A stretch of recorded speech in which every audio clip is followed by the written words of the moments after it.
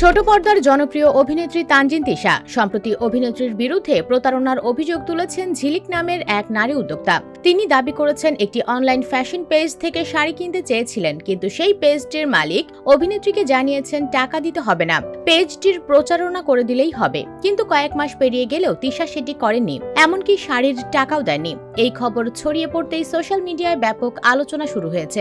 এদিকে অভিনেত্রীর বিরুদ্ধে অভিযোগের খবর ছড়িয়ে পড়লে নজর এড়ায়নি তার। এবার অভিযোগের বিষয়ে মুখ খুলেছেন তিশা। মঙ্গলবার 21 অক্টোবর সামাজিক যোগাযোগ মাধ্যমে এক পোস্টে অভিনেত্রী লেখেন, গিফট নিয়ে হয়ে গেলাম প্রতারক, হাহা, আর ফটোশুটই যদি করাতে চান পারিশ্রমিক কই। আজব নারী উদ্যোক্তা, আপনার গিফটরে সালাম। নিজের মন্তব্যের সঙ্গে একটি হাহা ইমোজি যোগ করেছেন তিনি। ঘটনার সূত্রপাত হয় চলতি বছরের জানুয়ারি মাসে। গত 17 জানুয়ারি তিশা তার ভেরিফাইড ইনস্টাগ্রাম অ্যাকাউন্ট থেকে অ্যাপোনিয়া নামে একটি অনলাইন ফ্যাশন পেজে যোগাযোগ করেন। সেখানে তিনি কয়েকটি জামদানি শাড়ির ছবি চান।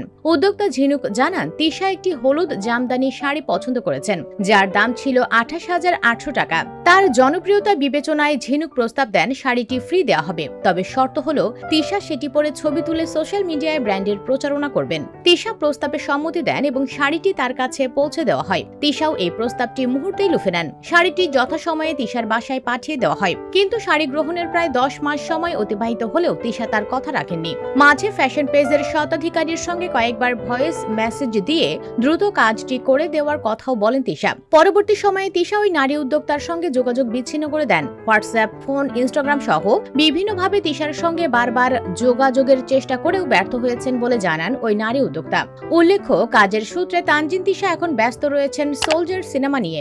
সাকিব ফাহাদ পরিচালিত এই সিনেমা দিয়ে বড় পর্দায় অভিষিক্ত হতে যাচ্ছেন তিনি। সিনেমাটিতে তার বিপরীতে রয়েছেন শাকিব খান।